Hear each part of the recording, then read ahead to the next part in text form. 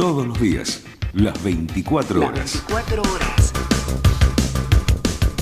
Conexión Abierta. La radio de la Universidad Abierta Interamericana. Conexión Abierta.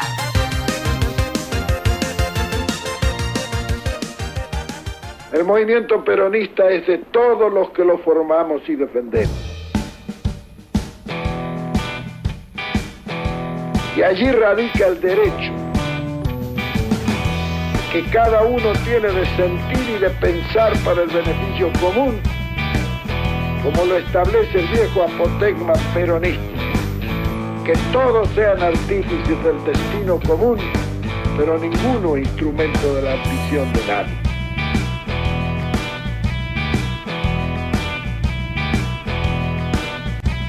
Un hombre de nuestro movimiento podrá tener cualquier defecto, pero el más grave de todos será no ser un hombre del pueblo.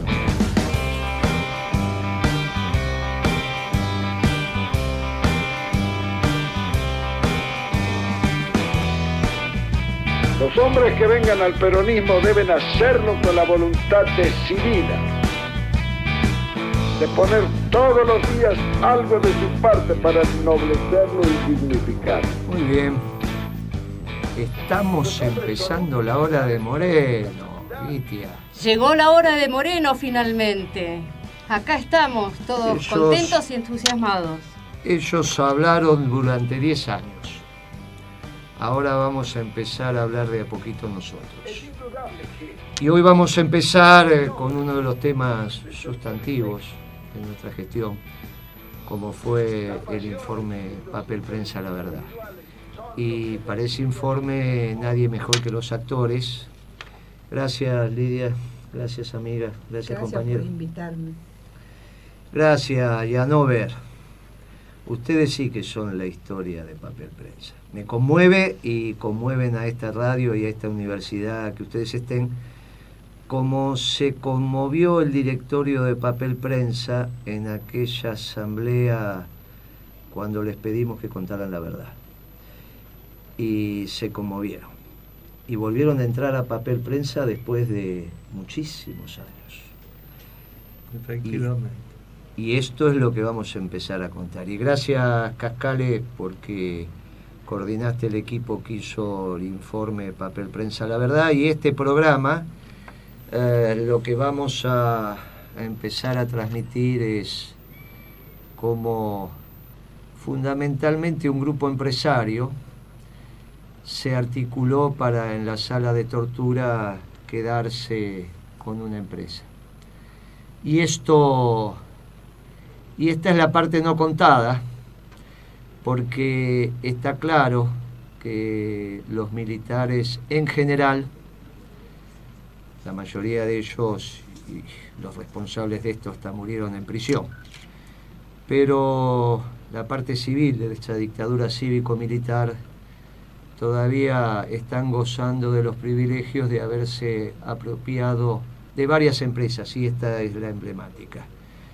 Y alguna vez, en su lecho de muerte, Peralta Ramos, el propietario de La Razón, me dijo: el responsable de esto fue Mañeto. Yo soy una buena persona, Moreno. Créame que soy una buena persona. Delante estaba la esposa y 3 de sus 4 hijos. Me estoy muriendo.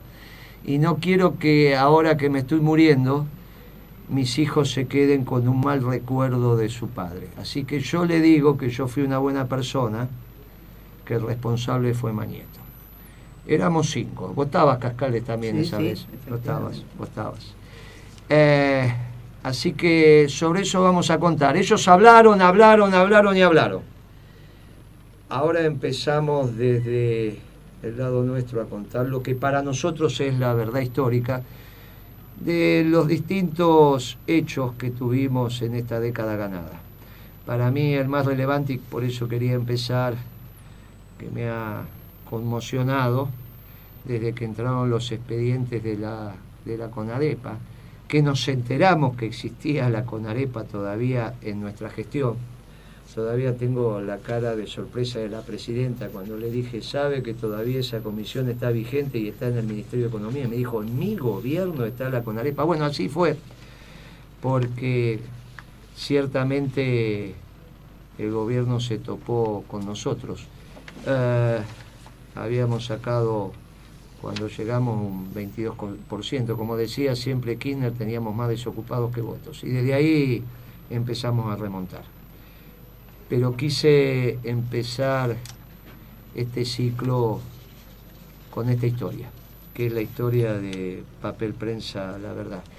Y como no la construimos nosotros solos, sino nuestros invitados y también todos los que tenemos algo que decir, porque la construcción de conocimiento es un hecho colectivo, y quiero que el resto también se comunique con nosotros. ¿Cómo se comunican, Litia? Vamos a innovar las formas de comunicarnos con nuestros oyentes. Para ello partimos de que estamos en un mundo en guerra, como dice el Papa, en un nuevo contexto internacional y nacional que presenta desafíos para nuestro próximo gobierno, para nuestra próxima década ganada. Por eso necesitamos reflexionar y generar nuevos marcos conceptuales y herramientas para gobernar, desde la fuerte convicción de que la construcción de conocimiento es colectiva y no el producto de una genialidad individual. Los invitamos entonces a que nos hagan llegar sus aportes, inquietudes y reflexiones en formato de audio o documento escrito. Estos aportes serán contemplados en una futura publicación. Paso los datos. Celular 011 3317 0302, correo electrónico lahorademoreno@gmail.com, Twitter @lahorademoreno y Facebook La Hora de Moreno. Está con nosotros el...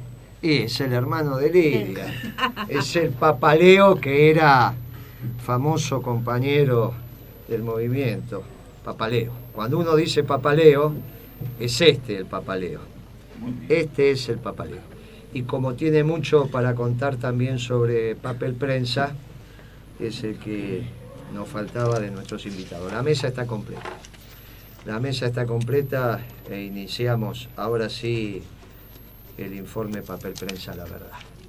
Fueron Lidia Elba Papaleo de Graiber, esposa de David; Juan Graiber, padre; Eva G. de Graiber, madre; Isidoro Graiber, hermano; Lidia Broski de Graiber, esposa de Isidoro; Lidia Gesualdi de Angarola, secretaria; Silvia Fanjul, tesorera; Rafael Ianover, vicepresidente de Papel Prensa, Sociedad Anónima, y testaferro de David Graiber. Todas esas personas fueron declaradas víctimas de delitos de lesa humanidad que, como se sabe, son imprescriptibles.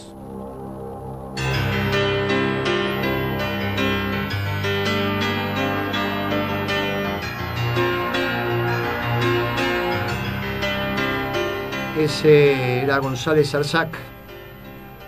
Le habíamos pedido que fuera parte del equipo de supervisión de la empresa en nombre del Estado. Integraba la comisión fiscalizadora.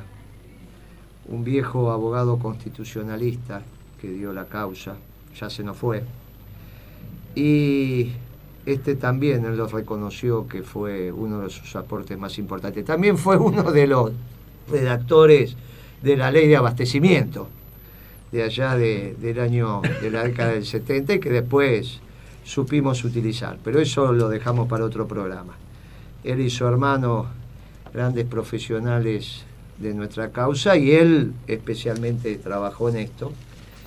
Y eso que estuvieron escuchando es cuando empieza a presentar el informe Papel Prensa, la verdad, delante de la presidenta, cuando la presidenta Cristina hace suyo nuestro informe.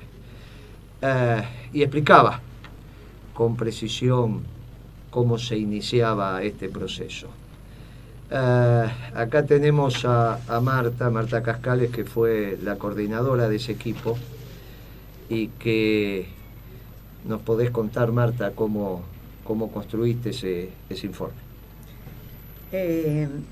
Bueno, quizás sea uno de los temas que vincula mi tarea profesional con la de militante, que no deja de ser una tarea de la vida, igual que la de profesional. Y cuando uno consigue, no siempre ocurre, poder ser realmente un cuadro técnico del movimiento, me parece que la completud de la profesión toma un tono casi maravilloso, porque es cuando uno descubre que lo que aprendió se puede poner de verdad al servicio de una causa. Así que para mí, esa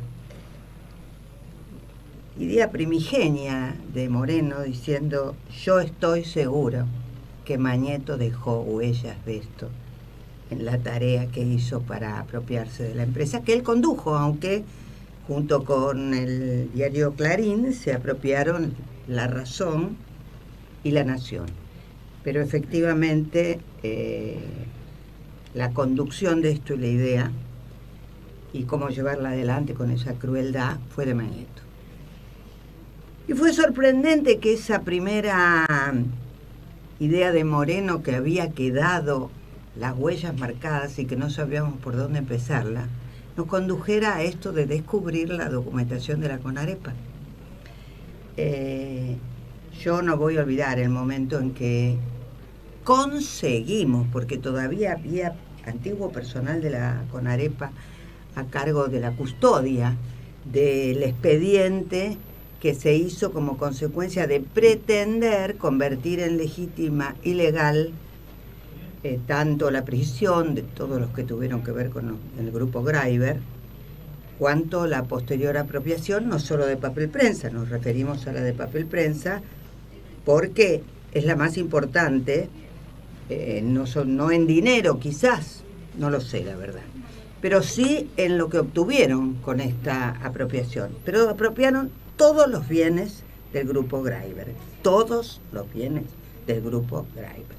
Para eso destruyeron toda prueba relacionada con la existencia de estos bienes.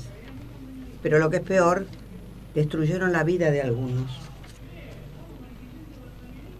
Para que se averigüe de una vez y para siempre si efectivamente la adquisición de esa empresa por parte del señor Mañeto estuvo manchada en sangre, como fue claramente denunciado y explicitado en el informe Papel Prensa La Verdad. No se allanan a la justicia, tampoco en los crímenes de lesa humanidad.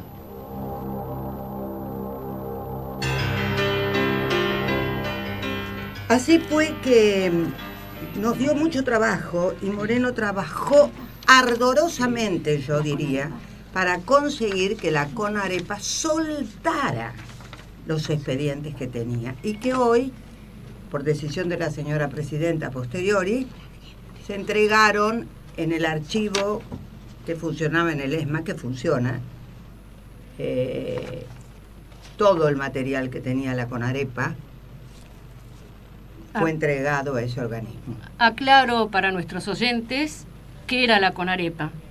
El 21 de octubre de 1977 se crea la CONAREPA, Comisión Nacional de Responsabilidad Patrimonial, dependiente del Ministerio del Interior, a cargo de Álvaro Arguindegui, con el objeto de investigar los patrimonios, en principio, de María Estela Martínez, viuda de Perón, y unos 80 funcionarios de su gobierno y cercanos. Arguindegui fue ese que Magdalena Luis Guiñazú le decía pomposamente: señor general, y él le contestó en uno de esos famosos reportajes: el proceso no tiene plazos, porque ella le preguntaba hasta cuándo van a estar. El proceso no tiene plazos, señora. tiene objetivos, de ese Arguindegui estamos hablando. Sí. Lidia, esto yo sé que es de alguna manera una situación muy particular. Finalmente, de este conocimiento que empezamos a tener mutuamente, surgió una amistad tuya con mi esposa, con la vida, con los compañeros. Así que sé que lo tenés muy procesado y que hablar de estos temas, si bien dolorosos, finalmente no deja de ser una manera de transmitir a las próximas generaciones lo que fue la verdad histórica y que de última, como sabemos, la verdad libera. ¿Cómo fue? ¿Cómo te encontraste con Papel Prensa? ¿Cómo llegó a tu vida Papel Prensa? Bueno, yo me enteré que existía Papel Prensa por un hecho casual, por un papel que vi arriba de un escritorio que era de David. Pero antes de eso, en realidad, yo voy a la casa, a un lugar que tenía un señor muy importante en México. Nosotros estábamos viviendo en México, que se llamaba Alarcón. Y en un momento dado, que era una cuestión completamente familiar, estaba la familia de este señor, una familia muy grande, muchos chicos, todos jugando, estábamos todos ahí, estaba también mi hija que era muy pequeñita, y David, y entonces este señor le dice, que se llamaba Gabriel Alarcón, le dice: David, debes vender Papel Prensa porque te va a costar la vida. Y yo no sabía de qué estaban hablando, pero había aprendido a no interrumpir. Me había costado bastante en mi vida eso, pero había aprendido. Entonces después, cuando salimos de ahí, en el auto, le digo: David, ¿qué es Papel Prensa? No, dice, los mexicanos tienen esta cosa muy dramática, él tiene toda una idea. Me trató de, como siempre, era una persona muy sobreprotectora, o sea, siempre estaba protegiendo a todo el mundo y hizo lo de siempre, o sea, diluyó el tema. Después, en el escritorio, en nuestro cuarto había un escritorio, y entonces yo veo un logo que me llamó la atención porque era muy lindo. Eran 2 rollos enormes de papel, realmente en una hoja arriba. Creo, qué lindo que es esto. ¿Qué es? El logo de Papel Prensa. Le digo: volvemos a Papel Prensa. ¿Qué es Papel Prensa? Bueno, tampoco logré que me explique qué era Papel Prensa. O sea que, en realidad, cuando... ¿Qué edad tenías ahí? ¿Yo? Sí. Era muy chica. Contale, No, porque claro. No se pregunta. Sí, eso, sí, Moreno. sí. En ese momento. Sí. También en ahora, ese momento. Yo estoy feliz, y creo que yo cuando hablan de la justicia, ¿no? Primero quiero decir que le agradezco muchísimo a Moreno, que me ayudó mucho en muchas cosas, y sobre todo en haberme acercado a su mujer, a quien admiro profundamente. Pero bueno, ya dicho esto, yo creo que ¿No dijiste la edad? A ver, ahí voy. Entonces, una de las cosas, cuando mira gente me dice: ¿cómo podés tener esta actitud después de todo lo que te pasó? Entonces yo creo que nada es casual. Entonces, si yo pasé por todo esto y hoy, a los 71 años, estoy viva y disfrutando de la vida y de los desafíos, hoy estamos viviendo todos un gran desafío, creo que la vida siempre nos puso en grandes desafíos, sobre todo a mí, sin lugar a dudas, para ser una mujer común, digamos, me pasaron muchas cosas, ¿no? Y tuve que elegir, cosa que es la expresión de la libertad, aún estando presa. Entonces, creo que fue muy importante. Cuando pasó todo esto, yo me casé con David teniendo 26 años, más o menos, y cuando me torturaban, una de las cosas que hacían después, al día siguiente, por la mañana, nos llevaban a otro lugar de un personaje que probablemente Osvaldo sí sepa quién es, pero yo no sé quién es ese hombre. Era como un servicio, parecía, de alguno de los... Pero era un personaje, era un señor rubio, con anteojitos, que me tomaba de nuevo declaración. O sea, como si a la mañana siguiente una declaración legal, ¿no? Envuelta, por supuesto, en una frazada desnuda, pero ahí declarando. Y me volvía a preguntar todo lo que me habían hecho el día anterior, me habían preguntado. Por supuesto, ahí yo volví a decir lo mismo, con lo cual él no estaba de acuerdo y me mandaba de nuevo a la tortura. Entonces, una cosa que a él le llamó mucho la atención a este sujeto era que... Varela, además. ¿Varela? Tarela, con T. Tarela. Interrogador. Ah, yo nunca supe quién era, mira vos. Bueno, hoy lo sé, hoy Porque sigo es muy aprendiendo. teatral eso. Tarela. Está hablando Osvaldo Papaleo. Tarela. Papaleo. Se sentaba en la tortura, se sentaba en un banco bajito, todo teatral. Él no te golpeaba ni te pasaba la picana, él te preguntaba y en un tono coloquial, en medio de ese caos, obviamente, te están torturando, no es una... y te preguntaba, y te, como aconsejándote, contame la verdad, y vos por qué sabes esto y esto.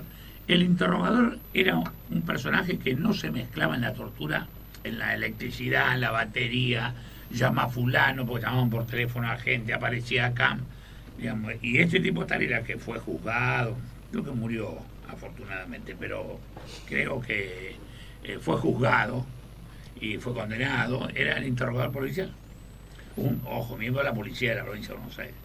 Bueno, este sujeto me dijo un día, qué llamativo, usted no se acuerda las fechas exactas, pero después las reconstruye en base a su hija. Porque yo, claro, como no me podía ubicar, la vida al lado de David era a una velocidad impresionante, entonces en un día hacías muchísimas cosas, y en un viaje, él dormía 4 horas por día, era todo lo que dormía, entonces yo para saber decía, bueno, María Sola ahí tenía, y entonces me ubicaba en qué época era, ¿no? Siempre usaba de referencia a mi hija, que no era mi edad, ¿sabes? Sino que era mi referente para ubicarme en mi realidad, era mi hija. Cuando yo en realidad un día mi hermano me dijo una frase, me dijo, nosotros los papaleos siempre nos estafan. Entonces yo le dije, mira, si todos nos estafan, no es la culpa de todos, es nuestra, porque quiere decir que algo hacemos para que todos nos estafen. Si no aprendemos, ¿viste? Tenemos que aprender. Bueno, a mí me estafaron mucho desde el comienzo de la muerte de David, en el sentido de que cuando muere David tenía sus oficinas y su centro de operación en Nueva York, pero yo estaba viviendo en México, esto todo era referido a una cuestión legal para no ser ya estar como ciudadanos norteamericanos, una complicación legal, digamos, ¿no? Entonces yo vivía en México, él venía los fines de semana, esto fue muy poco tiempo, porque todo esto fue muy poco tiempo. Entonces, él muere David y los abogados, que eran una manada de abogados, cualquier cantidad, porque cada banco tenía sus propios abogados, más los abogados de los abogados, entonces me llevaban a reuniones donde eran mesas enormes, todo me decía, usted tiene que volver a la Argentina ya, porque usted no puede hacer nada acá. Y porque si usted hace acá, entonces se van a quedar con todo acá y no va a llegar nada a la Argentina y todo. Entonces yo un día, a uno de esos abogados, el más cercano, y todavía estaba vivo Rubinstein, le digo, Rubinstein, ¿esto es cierto de que yo tengo que... ¿No es conveniente hacerlo acá, la declaración de todo esto? ¿Volver a la Argentina realmente es lo que yo debo hacer? Y él me dijo... Y sí, porque la familia Graiber necesita que vos vuelvas a la Argentina, los empleados necesitan que vos estés en la Argentina por la herencia, por cómo manejar la situación, es muy importante la presencia. En realidad, eso no era tan así, porque al venir a la Argentina, yo dejaba de ser heredera de Graiber y era mi hija la heredera de Graiber y sus papás. Yo dejé de serlo automáticamente al llegar acá, mientras que en Estados Unidos, donde estaba casada, sí era heredera. Bueno, pero esa fue uno de los aprendizajes duros, porque para mí había una cuestión de solidaridad. Yo recién cuando escuchábamos al general Perón hablar con esa sabiduría profunda de que el hombre, el verdadero peronista, lo único que no puede ser es dejar de ser pueblo, es decir, a mí me enseñaron a no dejar de ser familia. Entonces para mí la familia es fundamental, es un concepto básico de mi vida. Y para mí los Graiber eran mi familia. Y yo los tenía que defender igual que todos porque mi hija era Graiber. Bueno, y así volví a la Argentina. Y rápidamente al llegar a la Argentina me di cuenta, bueno, que estaban tratando de diluir mi rol, de todos los intereses que se estaban movilizando y tratar de diferenciar la parte... que yo podía conocer, la gente y la parte de la colectividad que yo no conocía, que eran gente también que tenían depósitos en los bancos. Bueno, toda la cuestión esta, pero que duró muy poco. El tiempo fue muy rápido porque yo llegué en septiembre, el 16 de septiembre, aniversario de una revolución. Y cuando llegué, inmediatamente los diarios, todos hablaban del joven empresario que había muerto trágicamente y hablaban muy bien de David. Y 15, 20 días después ya empiezan lentamente a decir cosas acerca de David, de los bienes, de la familia, lentamente. Obviamente esto era Clarín fundamentalmente y Nación. Razón, la verdad, yo no me acuerdo. Es decir, no lo habré leído en ese momento, no recuerdo. Pero el valor en ese momento de toda la situación era que no conseguíamos ni siquiera los abogados que pretendíamos conseguir para nuestra defensa. Lidia, cuando empecé la investigación, lo primero que me sorprendió, siendo que me dedico al derecho y que veo muchas sucesiones, es que la sucesión de David está iniciada al día siguiente de morir, inclusive sin partida de defunción. Exacto. Eso lo hizo Anchorena, Miguel Anchorena, que ya también murió. David tenía algunos empleados, como muchos empresarios, esto Guillermo sabe bastante bien, que tienen cierta gente por su apellido, por lo que significan, digamos, no por su sabiduría exactamente, porque en general hay gente muy poco capaz. Pero este hombre decidieron que era el que iba a hacer la sucesión, estaba trabajando para lo que se llamaba EGASA, Empresas Graigas, ¿no? Y él fue el que inició rápidamente la sucesión. En ese momento a mí me dijeron que era, y yo me creía, como digo, todo, me dijeron que era porque los abogados siempre, el que abre una sucesión es el que más cobra, así que están muy apurados para abrir y después que siga cualquiera, no importa, entonces había que iniciar rápidamente para... Bueno, a mí me dio la sensación, avanzando en el expediente, que había una verdadera necesidad, primero, que los herederos fueran declarados tales, y aún no siendo vos eras la representación obligatoria de la heredera fundamental, que era la hija de ustedes dos. Y me parece que sin eso, ¿cómo empezar a instrumentar este camino de, no le vamos a llamar venta, la usurpación de las acciones de Papel Prensa, ¿no? Que inclusive, completando estas cosas extrañas que tiene de origen el expediente, las acciones en sí mismas no estaban en ningún lado. El papel físico no estaba en ningún lado. Y fue causante de que tuvieran que crear muchos ardid posteriores y extender en el tiempo final de quedarse con las acciones, porque había que ir a la asamblea y había que llevarlas en la mano. ¿Y dónde estaban?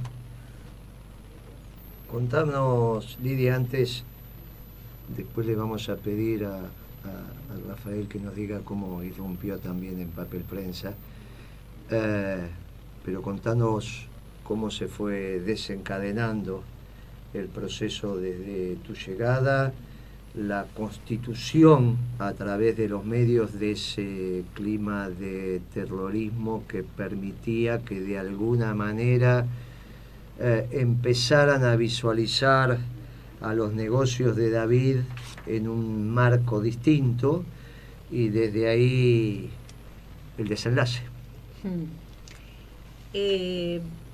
Rápidamente se empezó a vivir un tiempo de miedo, de tomar conciencia. Obviamente, si yo hubiera sabido en las condiciones que volví al país, por lo menos me podría haber planteado no volver. Obviamente yo volví porque estaba absolutamente convencida de lo que iba a hacer, que era defender las cosas de mi hija y de David. Entonces, yo lo que creo es que los diarios tuvieron, sobre todo Clarín, tuvo una actividad de extorsión, de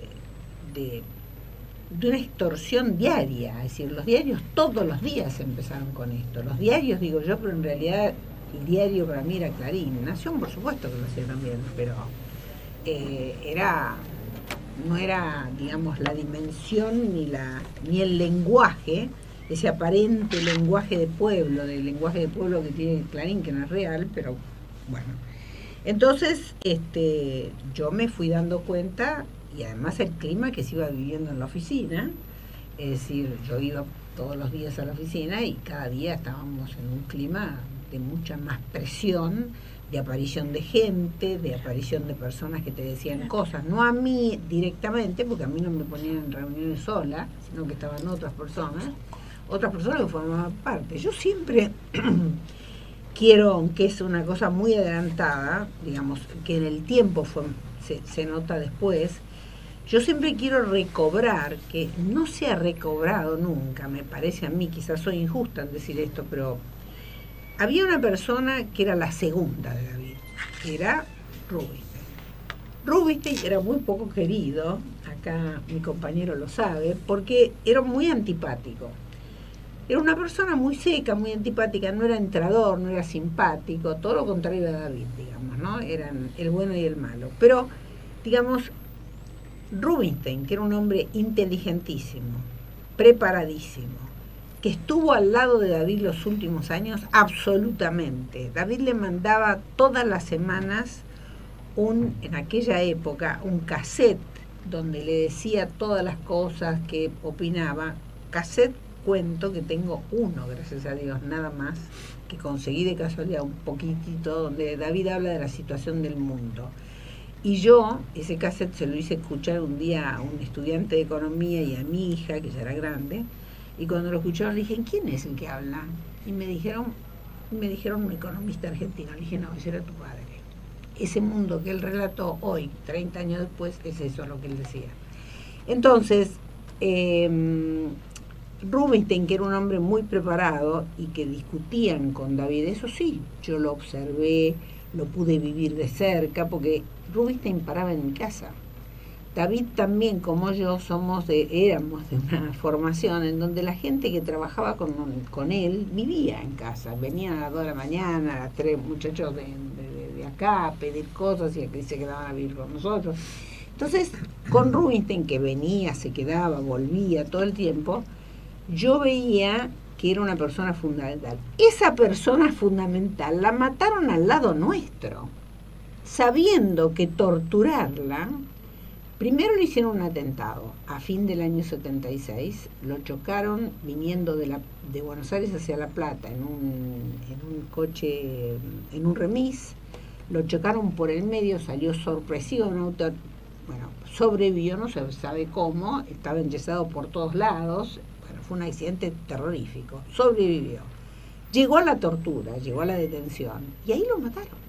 Entonces, si realmente había cosas que querían saber, si realmente ellos pretendían saber la verdad de los negocios de Greiber, ¿cómo vas a matar al segundo de Greiber, que es el que sabe todo? Porque Greiber ya no está, ya lo mataste. Entonces, David tenía una fijación con las personas importantes del mundo que se las mató, digamos, porque representaban valores distintos a los que el imperio quería. Entonces, esas formas que él tenía y compró derechos de libro para hacer películas y todo esto, después fue la misma forma que murió él. Es decir, él iba llamándome por teléfono, en esa época no existían celulares ni nada por el estilo, o sea que paraba a cargar nafta con el avión, me llamaba y me decía, mirá, yo pensaba, pero estamos retrasados, de la misma forma que mataron yo me acuerdo de ver la película, ayúdame Osvaldo, una película famosa del italiano Mattei, el caso Mattei. El caso Mattei era el que manejaba el petróleo en Italia, y él que era una parte del gobierno, no era un señor rico, era un tipo que era inteligente, que era capaz y que estaba en ese cargo, y él baja del avión también, y ahí es donde le hacen el atentado. Entonces yo con esto lo hablé muchísimo con David, los atentados, películas que eran claves en ver cómo se... Torrijos, muere un helicóptero. Sí, los 80. ¿Eh? Roldós, en Ecuador. Roldós, en Ecuador. Bueno, el hijo, visto de otra manera, el hijo de nazis también, y estaba demostrado y nunca se supo quién fue, y sin embargo era obvio.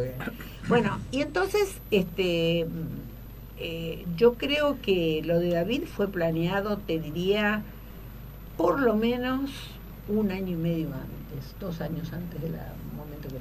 Y acá hay un tema que tenemos que aportar.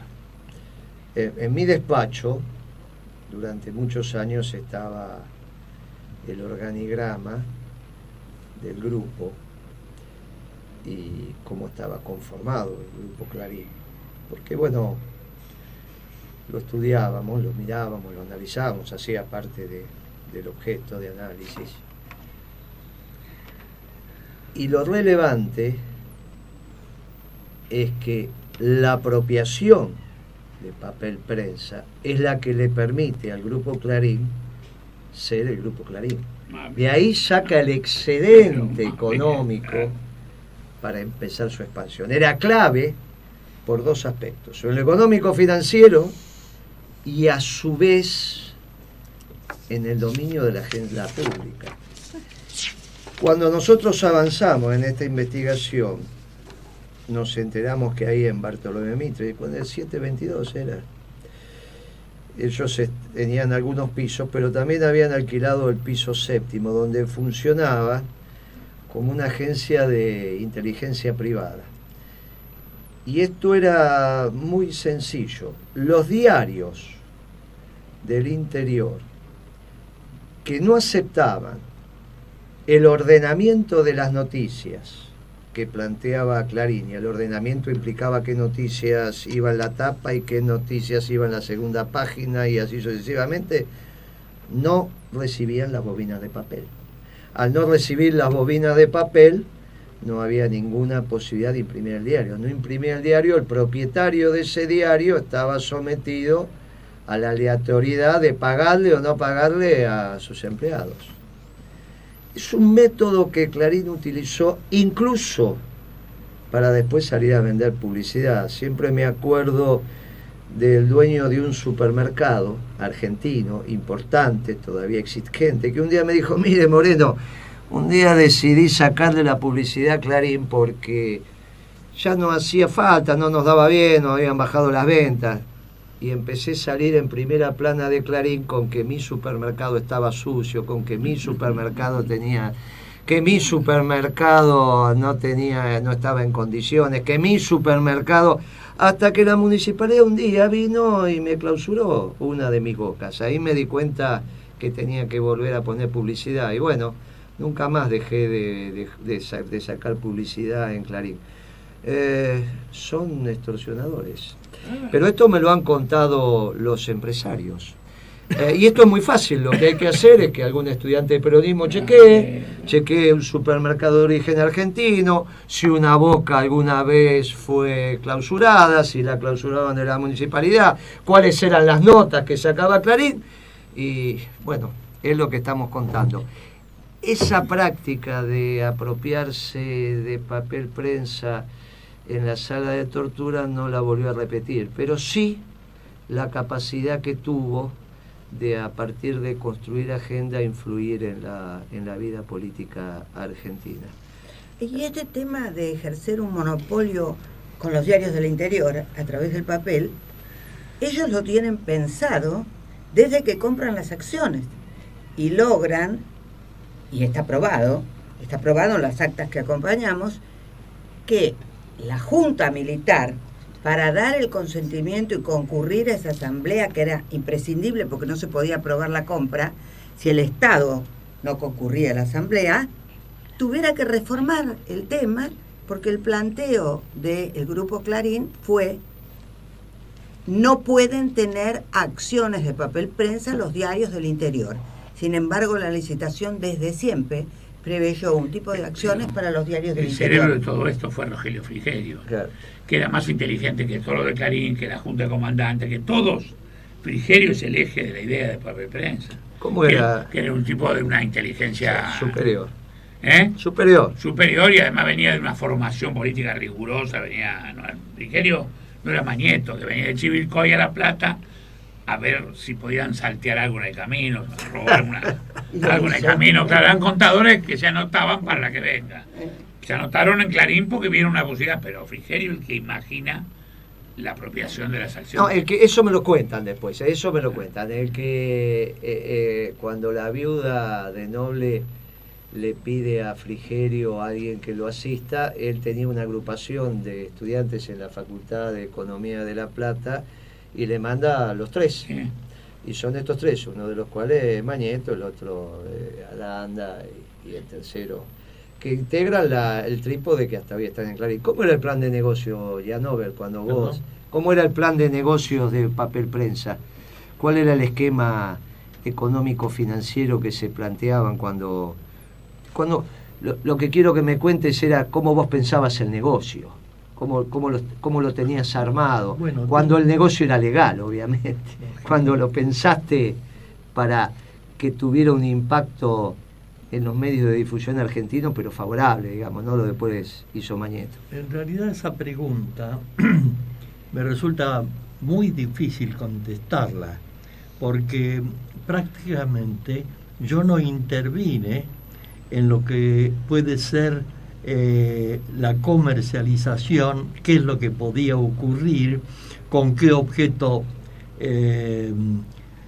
se construía la primera fábrica de papel para diarios en el país. Lo único que sabía, sí, era la primera fábrica, un proyecto interesantísimo que me permitió de alguna manera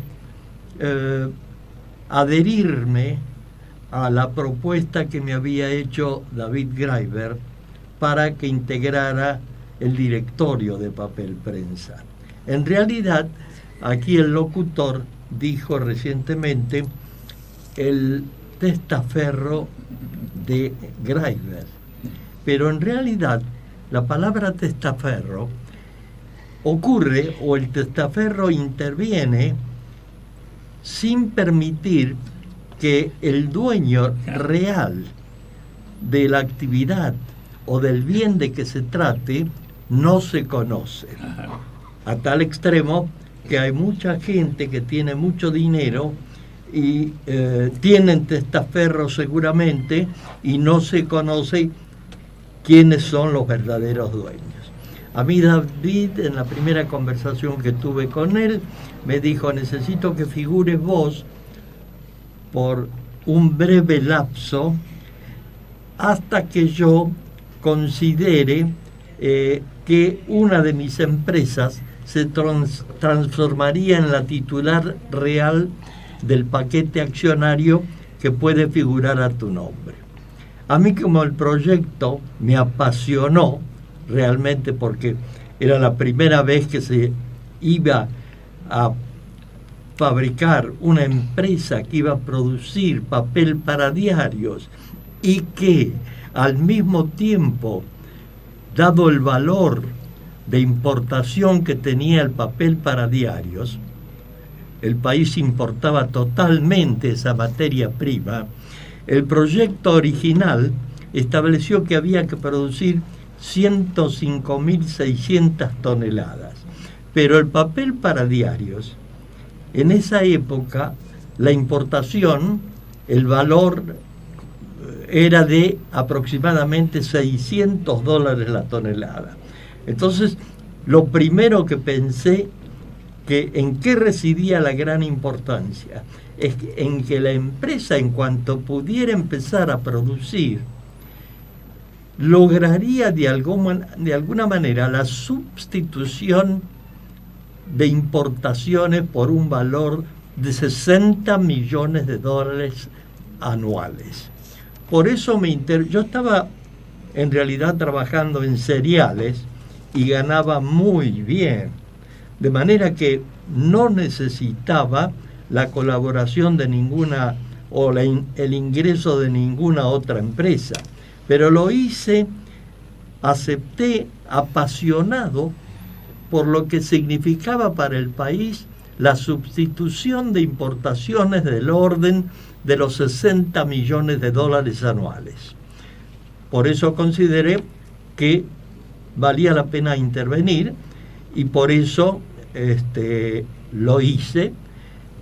Yo mismo dije en una asamblea que vos mencionaste que yo fui el testaferro de David Graeber. Pero en realidad, a los 2 días de haber ingresado a Papel Prensa, tuve una conversación con uno de los directores, que al principio fue vicepresidente, el ingeniero Doretti, que me dijo: Rafael, por favor, decime la verdad, ¿quién es el verdadero dueño del paquete accionario privado? Entonces le dije: el verdadero dueño es el señor David Graeber, ¿no? Por consiguiente, cuando uno menciona quién es el verdadero dueño y al mismo tiempo, en pocos días, todos los directores del grupo privado, como los directores que representaban al Estado, supieron perfectamente que el verdadero dueño del paquete accionario privado era el señor David Graeber. De manera que el Estado, que participaba con el 25% del capital, nunca ignoró de que yo estaba representando al señor Graeber, pero que de ninguna manera el capital era mío, a pesar de que había sido blanqueado, y yo podía decir: no, es mío, pero Graeber me prestó el dinero o algo por el estilo, porque estaba blanqueado a mi nombre. Pero yo dije la verdad. A los 2 días ya todo el mundo sabía que estaba interesado y en conocimiento de lo que iba a ser Papel Prensa, que yo dije que el verdadero dueño del paquete accionario privado era el señor David Graeber y que por consiguiente mantuve esa posición constantemente. Ahora, en cuanto a la pregunta que me hiciste, realmente yo no intervine mucho, porque yo tenía una actividad que me absorbía todo el día y en realidad resolví dejar a cargo de mi empresa a un colaborador que después me traicionó, pero eso es otro problema. Normal. Y me dediqué... Te sacó los clientes, eso significa. La cuestión es que me dediqué en todo lo que se refería, pero en cuanto al planeamiento financiero y a las posibilidades que tenía desde el punto de vista económico, en realidad lo conversaba con el presidente, que era el doctor Pedro Jorge Martínez Segovia, socio de Martínez de Hoz, ministro de Economía. Primo, ¿no? ¿Perdón? Primo de Martínez de Hoz. Bueno, él dijo que era familiar. Yo no estoy tan seguro, pero de cualquier manera, cuando a uno le dicen algo, lo primero hay que creerlo. Él dijo que era pariente, de alguna manera, de Martínez de Hoz, pero según tengo entendido, en realidad no lo era, pero sí era el socio en el estudio jurídico. Yo te quería decir una cosa, me parece. De manera que, en cuanto... Perdón. Sí, avante. De manera que, en cuanto a esa pregunta precisamente, yo no intervine. En realidad, actuaba cuando, por ejemplo, el presidente tenía que salir o tenía que viajar, o delegaba sus funciones en mí como vicepresidente, pero realmente la cuestión financiera no la seguía muy de cerca. Sé que los aportes fueron importantes. ¿Por qué? Porque el proyecto original del año 1971 para la creación de Papel Prensa establecía que había que construir una planta que iba a producir 105.600 toneladas, pero que había que invertir alrededor, lo decía el proyecto, $62.500.000. Yo cuando ingresé a colaborar en el proyecto Papel Prensa, lo primero que hice es estudiar el contrato original, ¿no es cierto? Y en realidad, ese contrato original establecía, entre otras muchas cosas, que la cuestión financiera debía ser operada exclusivamente con el Banco Nacional de Desarrollo, cosa que los que despojaron a los verdaderos dueños de la empresa, los verdaderos dueños eran en ese momento prácticamente la nena de David Graeber, que tenía 1 año y medio o algo por el estilo, representada por la madre, pero de cualquier manera, ese despojo provocó que en realidad Papel Prensa se constituyera en un gran monopolio. La prueba está, por ejemplo, ¿cómo se origina todo esto? Lo que relata la señora Papaleo es muy interesante, pero yo tengo que recordar que fallecido el señor David Graeber en un accidente o atentado, porque yo tengo mi hipótesis de lo que pasó realmente, que puede ser verdad o no, pero es una hipótesis con fundamentos por los cuales pienso que fue un atentado. Cuando se produce en un momento determinado, luego de producido y fallecido el señor Graeber, Martínez Segovia, presidente de la empresa, me invita a una cena a la casa del ingeniero Doretti. Estaba presente el ingeniero Doretti, el ingeniero Rey, que era el dueño de Ingeniería Tauro, ¿no es cierto? Y después de una conversación trivial, me preguntó: Rafael, ¿qué vas a hacer con las acciones que figuran a tu nombre? Porque en realidad, aparentemente, el verdadero dueño era yo, pero yo dije que todo el mundo sabía que yo no lo era. Y entonces me pregunta: ¿qué voy a hacer con las acciones de Papel Prensa que figuran a tu nombre? Y le contesté: tienen que entrar, a mi criterio, a la sucesión. ¿Y por qué? Porque David Graeber tiene una pequeña hija, ¿no es cierto? Tiene a la señora, tiene los padres también. No sé cómo interviene Isidoro, aunque no figuraba nunca en el contrato. Isidoro Graeber. Hablo de Isidoro Graeber. Ya se las había vendido a David.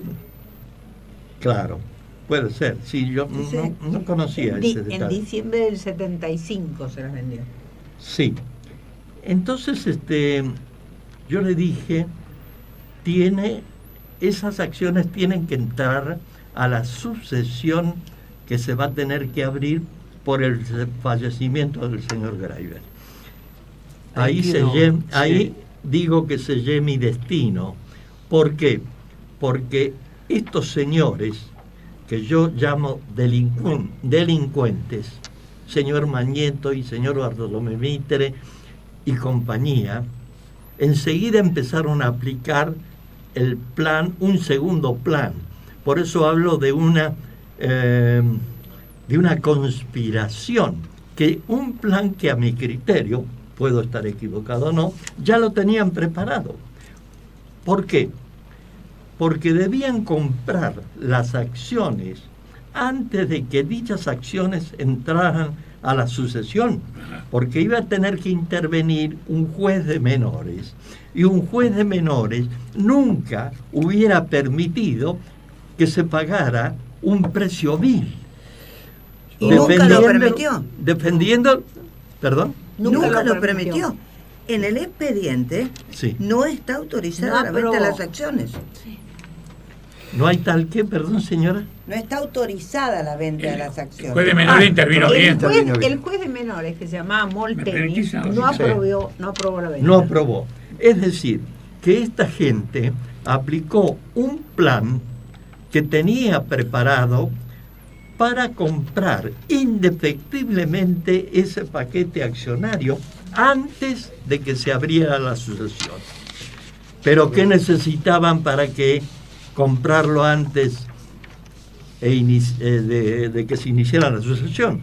Necesitaban hacer una publicidad difamatoria contra el señor Greiber y contra el grupo, ¿no es cierto?, que fue tremenda.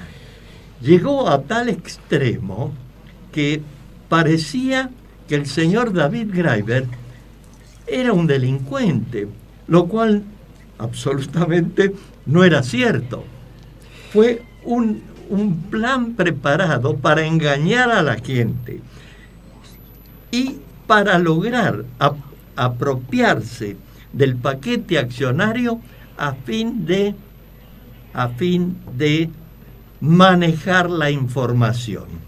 Ellos no podían permitir de ninguna manera que un judío manejase la información. Estaban considerando que ese es mi criterio, ¿no? No podían permitir que un judío manejase la información. De manera que hicieron todo lo posible para comprar ese paquete accionario antes de que se iniciara la sucesión. Pero, ¿qué necesitaban para eso? Necesitaban que la señora Papaleo estuviera detenida, necesitaban que varios integrantes del grupo Greiber estuvieran detenidos. Y Rubinstein muerto. Bien, eso sucede también, por lo cual el delito cometido es un delito de lesa humanidad. Y a mí me detuvieron también, ¿por qué? Porque yo tenía un paquete accionario a mi nombre. Pero a mi criterio dije la verdad, esto tiene que entrar en la sucesión.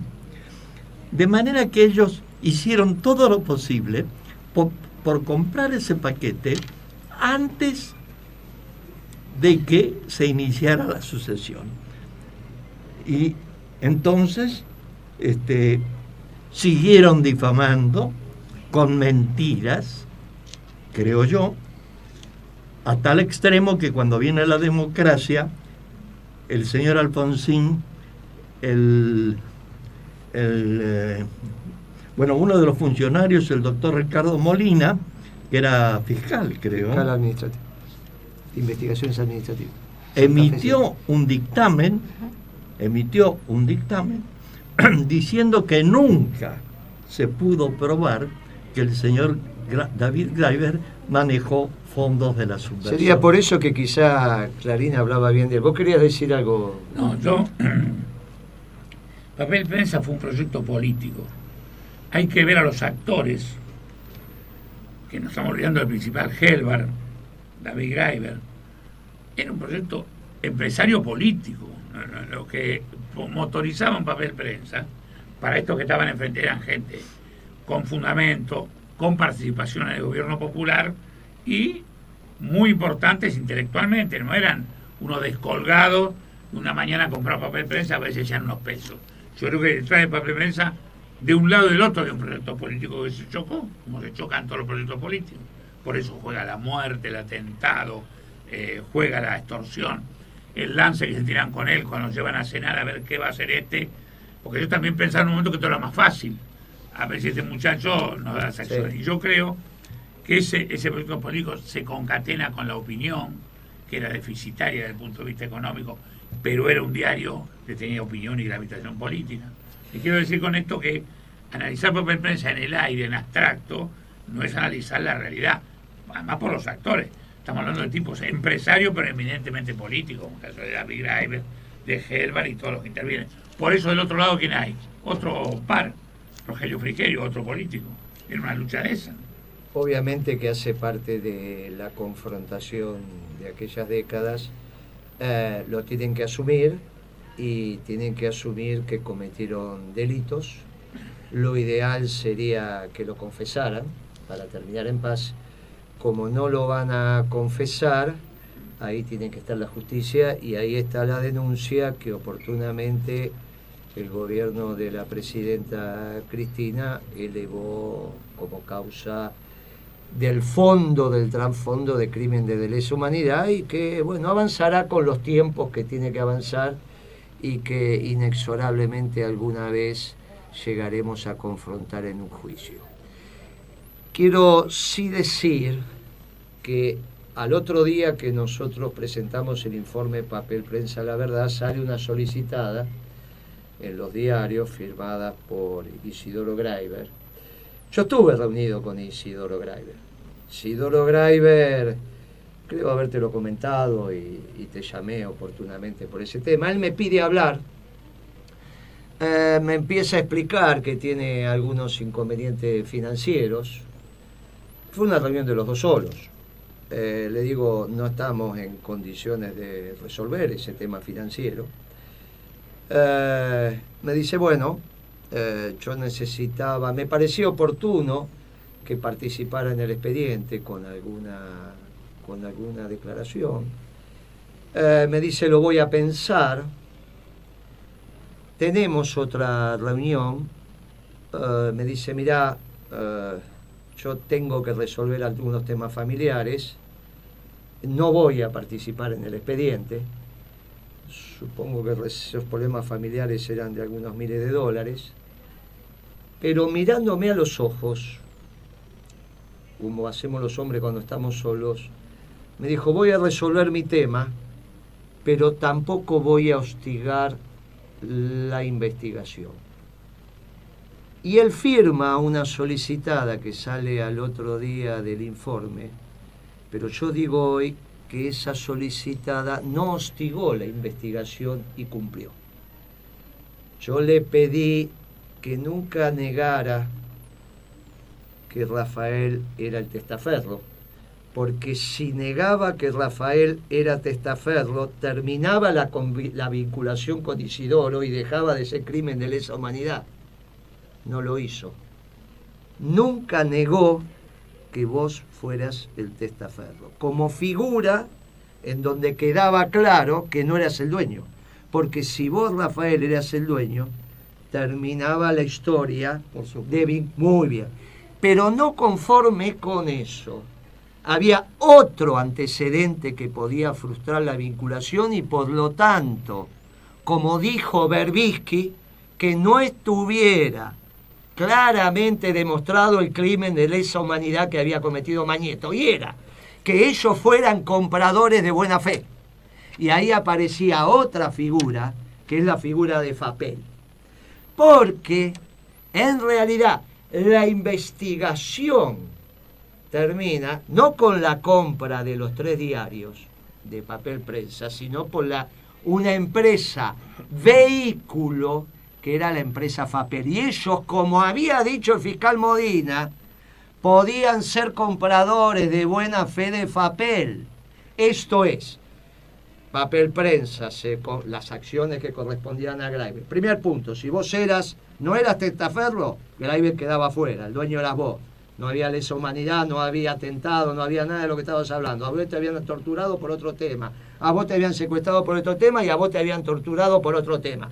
Por lo tanto, era importante que Isidoro Graeber dijera, sí, Dianover era testaferro, y lo dijo.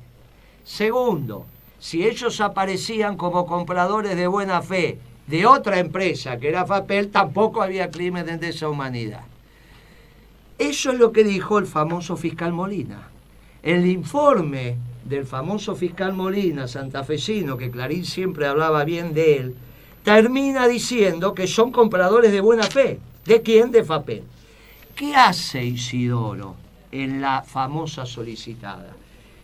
Dice que él tuvo la negociación con los tres personajes, ya en las oficinas de Clarín, no en las oficinas de La Nación, donde queda claramente demostrado que hubo una negociación entre la familia Graiber, en este caso Isidoro, y los componentes de los tres diarios para discutir sobre el precio. Por lo tanto, lo que figura en el expediente de que ellos son compradores de buena fe de FAPEL es mentira por la propia declaración de Isidoro en la solicitada que le hacen sacar Clarín y La Nación a Isidoro inmediatamente al otro día de que la presidenta confirma el informe Papel Prensa La Verdad. Con lo cual, Isidoro, vos resolviste tu tema familiar de tus finanzas, pero conmigo, con Guillermo Moreno, cumpliste. Nos vimos 2 veces en la vida, pero hoy te digo y queda grabado que conmigo cumpliste. Vos negociaste lo que necesitabas, pero por el otro lado quedó claro que los 3 diarios te compraron y vos arreglaste y después hicieron lo que tenían que hacer en la negociación porque no le compraron a FAPEL. Intentaron comprarle en un clima de terrorismo de Estado a la familia Graiber. Eso de FAPEL fue un instrumento muy oscuro porque sabían que en algún momento ellos necesitaban decir que habían comprado de buena fe. Vos demostraste en la solicitada que eso no es cierto. Con lo cual, nosotros en este primer programa de La Hora de Moreno empezamos a decir algunas cosas. Nos queda bastante para decir del informe Papel Prensa La Verdad. Nos queda para decir la participación de los directores por el Estado en esta compañía, porque ahí siguen los... Y tenemos que unir los nuevos directores, que son Paglieri, Gallo y Serioli, con los antiguos directores, y cómo se van articulando todo esto, el rol de Podestá, el rol de la Marina, el rol del Ejército, el rol de Videla. Nos queda bastante por decir, me parece que necesitamos otra hora. Si estamos de acuerdo, repetimos este programa la semana que viene y seguimos contando, desentrañando la historia del informe Papel Prensa La Verdad. Tengo que decir que iba a ser un tema por cada programa, pero me parece que este tema merece 2 programas. Así que el viernes que viene, 17, feriado, pero que el programa se va a hacer, nosotros vamos a seguir con el informe por Papel Prensa La Verdad. Por ahora, Guitia, recién empezamos a hablar. A Morales Solá, que se llenó la boca con esa solicitada, a Berbisky, que se llenó la boca con esa solicitada y dijo que Moreno, cuando escribió la parte del informe de Papel Prensa, que eran delitos de lesa humanidad, tenía los guantes de Bosch puestos. Te equivocaste, Berbisky. Te equivocaste, Morales Solá. Isidoro Graiber no jugó para ustedes. Isidoro Graiber se llevó de ustedes lo que se tenía que llevar, pero al informe Papel Prensa La Verdad no lo comprometió. Así que aquí estamos, en un juicio de lesa humanidad en los tribunales, que como dijo Osvaldo, obviamente lleva los tiempos de la política, pero nosotros tenemos los tiempos del pueblo, de la paciencia de los pueblos. Así que ya lo vamos a ver y ya los vas a ver sentado a Mañeto en el banquillo de los acusados. Y como va a ser más temprano que tarde, vos que sos el querido veterano de esta mesa, también los vas a ver. Un beso grande y nos vemos la semana que viene. Cerrás vos, Guitia. Y bueno, esperamos que a todos los oyentes les haya resultado tan interesante y tan esclarecedor. Sí, que escriban, este programa. Esperamos que los volveremos a reiterar en nuestro Facebook, cuáles son los canales de contacto y de comunicación, para que nos hagan llegar todos los aportes, inquietudes y reflexiones. Muchísimas gracias y nos vemos la próxima. Nos vemos.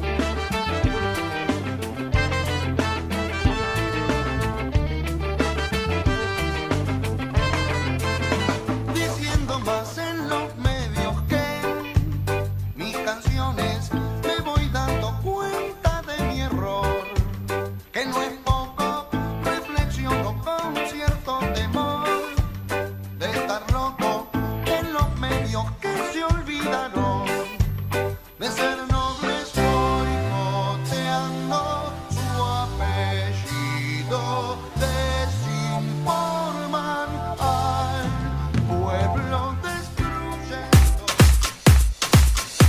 Desde la ciudad de Buenos Aires, transmite Conexión Abierta. www.conexionabierta.com.ar